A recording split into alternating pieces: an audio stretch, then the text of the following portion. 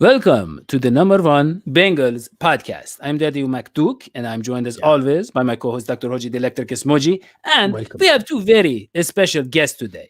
I'm talking about the hosts of the Jaguars podcast on the Bleav Podcast Network, James Johnson and Phil Smith. These guys are very entertaining, very knowledgeable about the team that the Cincinnati Bengals are facing this week. So first, Oji, what are your impressions or what are your concerns before we Well, ask Phil and that's the James? thing. I mean, we got so many problems, Daddy, going into this game. Really, we got the leaky offensive line, leakier than your adult diapers, as I've said many times. We've got the poor play calling on offense. We've got the tepid, shall we say, Viagra needing defense. Right. We have problems on the Cincinnati Bengals side. My sense, and I want Phil and James to correct me if I'm wrong, my sense is that the Jaguars aren't much better. And I'd love to hear from them the strengths and the weaknesses of this team and to learn more about. I don't know much about the Jags. I don't. I'll be honest with you. I haven't watched them in a while. I'd love to hear from them the strengths and the weaknesses of this team to really learn what is up with these Jags. What are the chances? What are their strengths and weaknesses? I can tell you right now, our weakness is the O-line. That's our big weakness. Pass rush is okay right now. Corners are mediocre, doing okay. You're just talking about the players. But I mean, we have a So, coach yeah, he was a quarterback coach before he came. yeah. And of course, Hoji was a quarterback coach at Malibu High. He likes to say Malibu that. High School, yes. Online high Right. school. It was the online high school. It was the online coach. Yep. Yeah. And so he knows that really a quarterback coach is more about kind of cheering up the quarterback, maybe Yeah. giving him a little neck rub every once in a while. Yep. Bring Right. him some pretzels. Bring him a juice box. That kind of thing. Yep. Just And so making him feel comfortable. Making him feel comfortable. Putting down the cooler in the right place so he could put his feet up. That's basically what they did. And I think that's what Zach did before. He did that in the Rams for Goff. and that is now our head coach. And so he brings in some guys like Jim Turner, Yeah. and really he's not holding them accountable. He's saying, "Oh, they're No. doing a fine job." He's like, We call them the dandy bunch, really. Yeah, Yeah. they don't do much. They're a dandy. I don't even know what the word dandy means. I don't know what these guys do. They don't do anything. yeah. And he said, "Oh, he's a military guy. Everybody's afraid of him." And he was talking As about if that's how, a good thing. These are adults. yeah. I mean, He said you don't need a military guy as your O-line coach. We're talking about Jim Turner, by the way. Jim Turner has, he's like the abusive father you never wanted. Right. I don't know if anybody wants to abuse it, but yeah. So, okay. So, Phil and James, I mean, either one you can go first. Just tell us, because look, what is the pass rush like? Because that is our biggest concern. What is your pass rush? What is the state of the pass rush right now? Because our quarterback, Joe Burrow, is on pace to get sacked 75 times, which is one short of what the record will be, 76. So we're very concerned about the hits he's taking. Mhm. Yeah, well, I guess I'll start it off. When you look at the Jaguars' defensive line, right? And I've kind of studied the Bengals a little bit. I've seen a little bit of film on them. Yeah, like their weakness, like you all said, is the offensive line. They aren't protecting Joe Burrow all that well. I think he was hit like 17 times, I read, or something Yeah. like that, and has been sacked around 7 or 8 times or something like that. And you go on the other side of the ball, the Jacksonville Jaguars defensive line has been struggling in itself. And this is not what people have grown accustomed to in Jacksonville, point blank period, over the past few years, with guys like Calais Campbell and Malik Jackson, Marcel Darius. This is a much younger group. And I think their struggles, if you look at them on film, their struggles really lie within the interior of the defensive line. And that being said, they have Avery Jones, who's the longest tenured veteran for the Jacksonville Jaguars. They have Taven Bryan. Neither one of them has really stood out. But when you look on the edge, they have Josh Allen, who was, arguably one of the defensive rookies of the year last year. And Caleb Chason has actually looked okay on the other side of him as well. But the problem is they haven't been having much help collapsing the interior of the pocket. And that is pretty much why the Jags have struggled on the defensive line in the trenches. Yeah, but we have a big hole before I get Phil. But yeah, we have a big hole at right guard. Yeah. So what happened was we signed the Dallas Cowboys backup, Xavier Su'a-Filo, And maybe he could be a right guard. We don't know because the idea was, hey, the Cowboys are so good. Maybe their backups, their offensive line is so good. Maybe their backups are also a starter caliber. Okay. You know, it's a cheap gamble, and the Bengals love the cheapness. But so they put him out there, and then he gets injured, and they're like, what do we do? So they take a guy he was on our show, obviously, so that means he's very talented, he's got character. He's got character.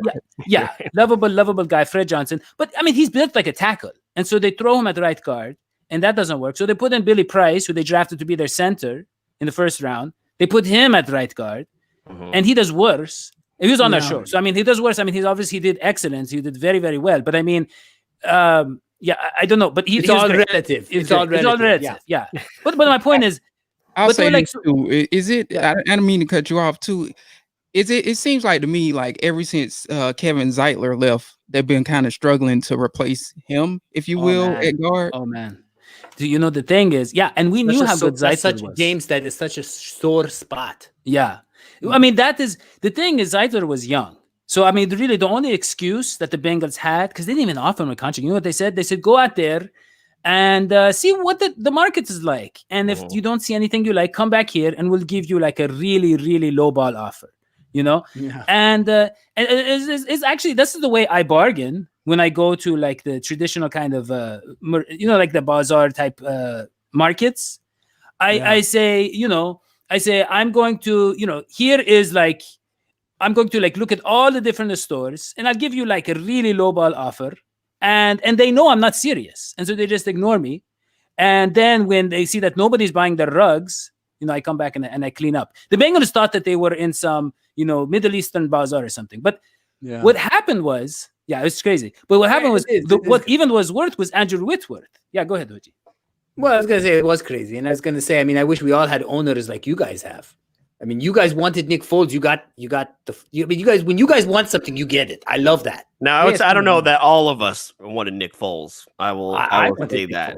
A lot of the fan base was pretty split on Nick Foles. So for some reason, now, of course, that's when we had John DeFilippo. And of course, that's who they wanted to pair him with. And ultimately didn't work out, which of course is why we are now with Gardner Minshew, which I'm sure we're going to get into. Yeah, I'd love to get into that. I'd love to hear about Gardner Minshew. He's got a beautiful name. I do a lot of gardening. Well, you know what's funny? Yeah. Well, he's very mysterious. I mean, because look, this guy, I was just reading a little bit about him. He's the second, Gardner Minshew the second, and we don't know who the first was. It wasn't his father. There is some other Gardner Minshew who they said we're going to name you after him. We don't know. It could be anybody. It could be like the president of the United States. Reincarnation. This is what I do. This is what I do, Dadio. These are avatars. This is a reincarnation thing. Yeah. So you have your Gardner Minshew is reincarnated as Gardner Minshew. This is very classic. This is a very classic circle of karma. It's very common. I'm surprised you don't understand these things. Yeah.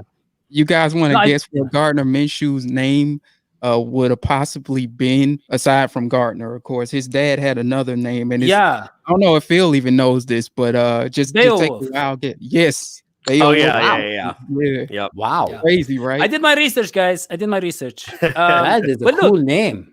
Beowulf. Yeah, but here's the thing. Can he change it back? Is it too late? I mean, I would switch it back to Beowulf over Gardner for sure. Man.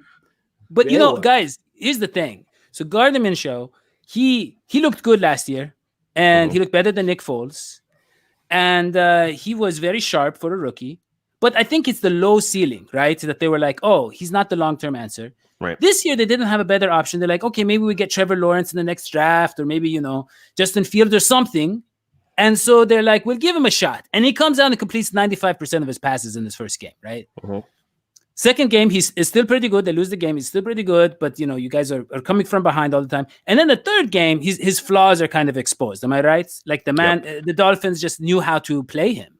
Right. Yeah, that's the absolute worst case scenario that you can think of too for Gardner Minshew, because like you guys said, he's starting off very strong through weeks 1 and 2. And Jay and I were even starting to have this discussion like, hey, maybe Gardner is the guy. But then he comes out on Thursday night and he has the worst possible performance you could on that stage. There's no other games on. No one else is paying any attention to anything else. And he goes out there and he hangs one. That's why the majority, or I would say half of this fan base is split, because as far as a person in this city of Jacksonville, he fits in perfectly. He's exactly what you want. He's a great guy. He does great stuff for the community. He does. I heard that he's taking care of your alligator problem. He goes cross country in an RV and drinks beer with people. I mean, that's exactly what you want from a guy out of, from Duval. But when you look at the what his ceiling might be, it might not be very high when you have a draft class coming up that's so good, and you may have new GM, a new coach. They're not going to stick with the old guy. They're going to go for somebody new. Well, I'll tell you something though, Phil. I'll tell you something before I know Hodgie wants to jump in. The Bengals are great at getting young quarterbacks back on track. Okay, so week 2, Baker Mayfield on track to the hospital. No. They're opposing quarterbacks. Opposing quarterback. Yeah. Okay. Yeah. So like week 2, Baker Mayfield, he's like, the question is he the long-term starter, right? And let's be honest, guys. Gardner, his performance deserves a lot more of a leash than Baker Mayfield's, but it's just because where they were drafted. That Baker, I mean, Gardner is kind of like the Dukes of Hazzard version of Baker Mayfield or something, or like the pizza making version. You know what I mean? It's like he could be. There's so many possibilities with that handlebar. He's kind of like a miniature like Harley Davidson rider or something. But I mean, he does have some of the personality, some of the kind of style, of a Baker Mayfield. He's very accurate and incredibly marketable. He's all incredibly marketable for sure. But he was drafted so late that they're not gonna. They're gonna, once he kind of looks bad for 2 games, like, okay, so this guy's not big time, But we got Baker Mayfield back on track. That's what we do. Our defense does not have an identity. It does not have bite. It does not. And so Gardner Minshew, I know if the Bengals don't learn from the Dolphins, and I don't know, because all of our coaches, our assistant coaches, are such unknowns. They're none of them were established coordinators. If they don't pick up on how to play him, and also let me say something else. It's just that teams get pumped up to play against the Bengals because they know that there's a good chance that they're just not going to be prepared. And that's the way we've been in the past few years. So I see Gardner having a big game. I don't know about 95%, but he's going to complete 70% of his passes. Yeah, well, I'll say it too. Brian Flores is a excellent defensive mind, and he, I forget who their defensive coordinator is exactly, but they came up with this very good game plan against Gardner to express his flaws. And what helped too is going into that game, the Jacksonville Jaguars on Thursday afternoon around 1 or 2 announced that DJ Chark wasn't going to be there.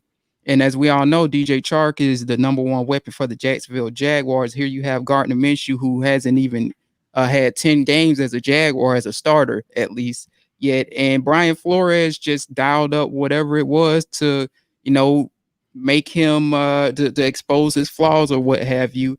And especially with the case of DJ Chark not being there to take off the top of a defense and so on and so forth. And, that's something like in the Bengals case, right? That's something worth watching on this injury report, because he's on the injury report right now as we speak. Wednesday, he was limited. But I tend to think like as he progresses through the season, we'll see him, become maybe a full participant, or he'll be probable by the end of the week or whatever the case may be.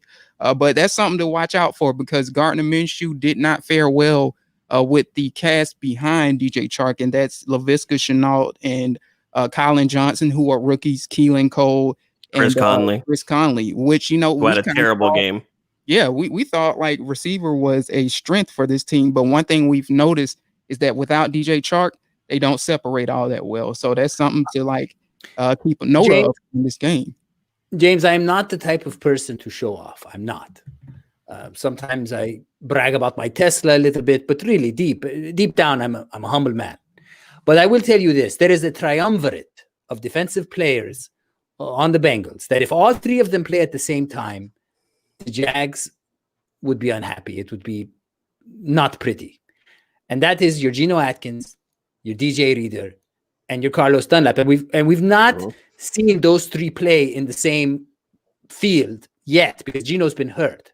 The thing about Geno is no one knows exactly how bad the injury is. It seems to be cut and paste, take it as they come, see it week by week kind of thing.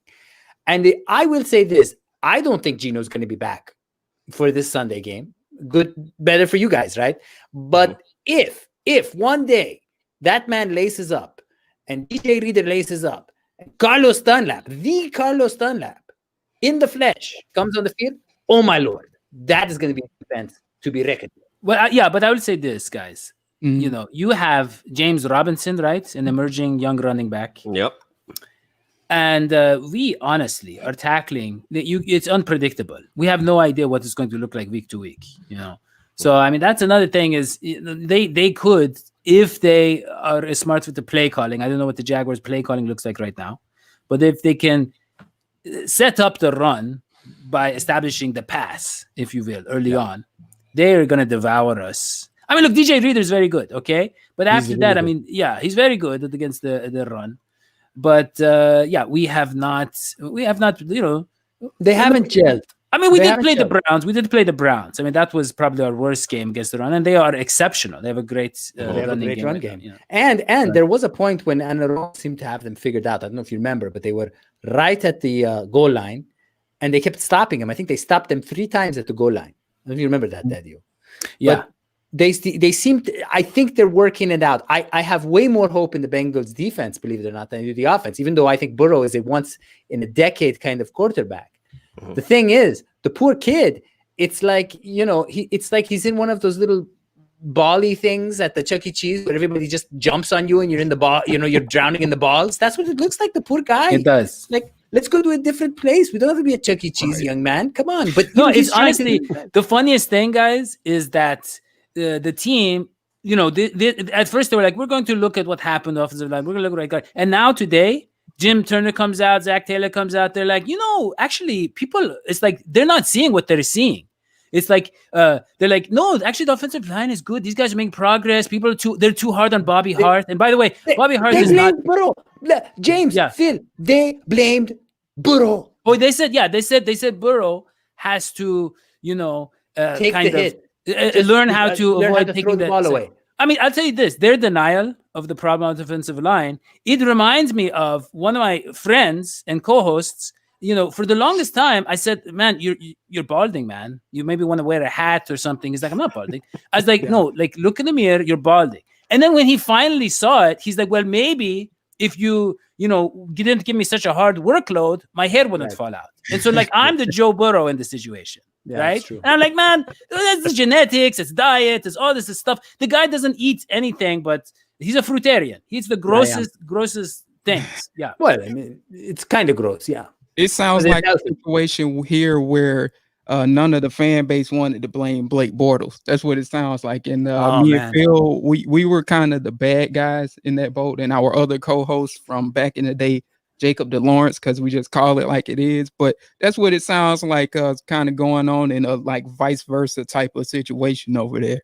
Yeah. Well, you know what it really is? It's that our team has been taken over by a coaching staff that seems not to know what it's doing. But if you know anything about the Bengals, you know that they're we have really a into hard time- discipline. They love the Yeah. discipline and conspiracy Yeah. theories. But Yep. yeah. And we have a hard time getting rid of our coaching staff. I mean, God bless Marvin Lewis. Love Marvin Lewis, but it was hard to get rid of him after a while. This is going to be harder. I mean, this Zach guy knows how to sweet talk the Blackburns and the Brown family. Yeah. But look, James and Phil, it was such a great pleasure to have you on the show. We learned so much about the Jaguars. Please, everybody, subscribe to their podcast, the Bleav in Jaguars podcast on the Bleav Podcast Network. It's on iTunes, all that kind of a stuff. Leave them a 5. Don't be cheap. Leave them a 5-star rating. Make sure you do that. And do the same for us. Subscribe. Yeah. 5 stars. And put a comment in the comments section here in the YouTube clip. I would like for everyone to talk about this.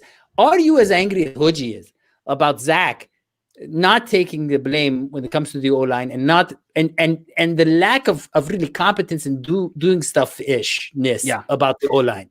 Exactly. So do all those things. And also subscribe to the YouTube channel, obviously, and turn on notifications and like and all that kind of stuff. So we will see you after the Bengals game against the Jacksonville Jaguars, which, by the way, the Jaguars are probably going to win because they have a very good record against us.